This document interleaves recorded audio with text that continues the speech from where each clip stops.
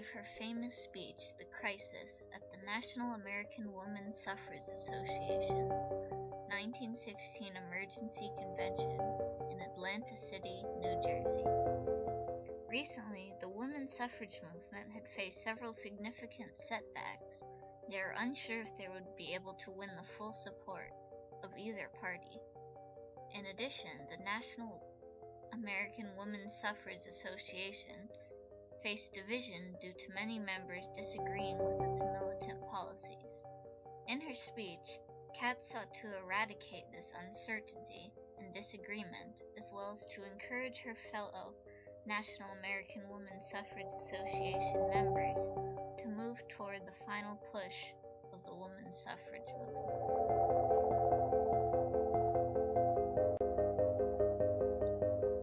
When she gave her speech, Kat was the president of the National American Women's Suffrage Association. This was actually her second time serving as president of the association.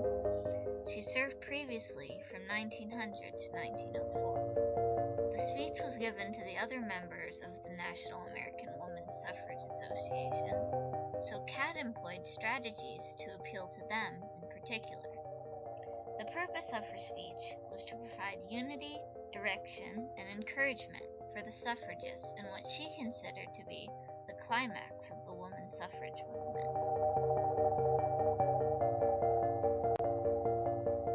Throughout her speech, Kat employs a variety of rhetorical strategies. One such strategy is the use of rhetorical questions.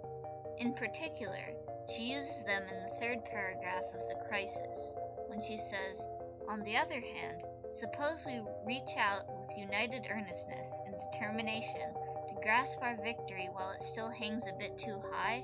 Has any harm been done?" Kat asks this rhetorical question with the anticipation that her audience will answer no, because by this point in the speech, she has already begun to demonstrate why it is important for the suffragists to keep moving forward, even if they are discouraged. In fact, she answers her own question in the next sentence of her speech with the exclamation, "None." This exclamation adds strength to Kat's tone of voice, affirming her belief that the women's suffrage movement has no reason to give up just yet. Another example of this strategy is when Kat asks her audience, "What is our duty?" followed by several more questions meant to suggest what the duty of these women is and what it is not.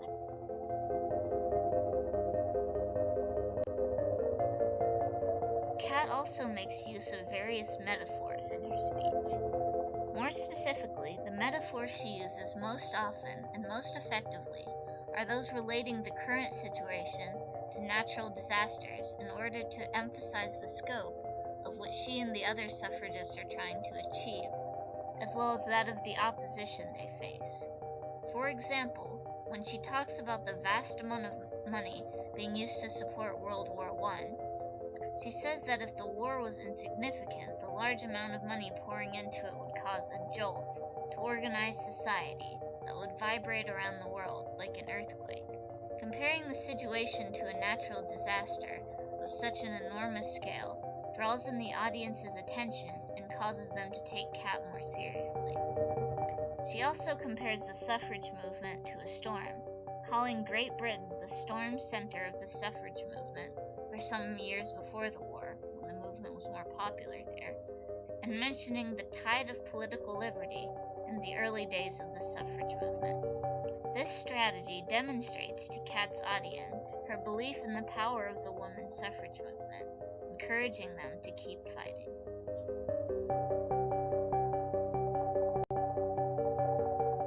One additional rhetorical strategy Kat employs in her speech is the use and repetition of empowering diction. The most prominent example of this strategy is the phrase, "The woman's hour has struck," which is used 5 times throughout The Crisis. This phrase is all parts concise, original, memorable, and inspiring. It sounds like a phrase that could easily become a slogan for the women's rights movement.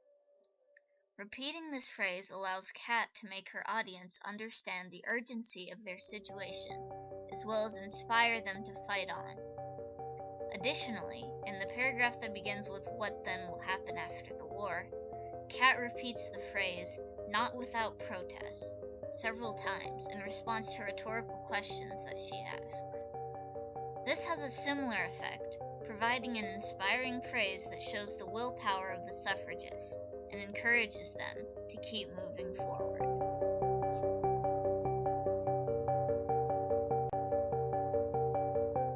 Overall, Carrie Chapman Catt achieves her purpose in the crisis, as illustrated by the passage of the 19th Amendment several years later granting women the right to vote. The use of rhetorical questions, powerful metaphors, and inspiring word choice in her speech all invoke determination in Catt's audience and persuade them not to give up on their goal of equal rights for women until it is achieved.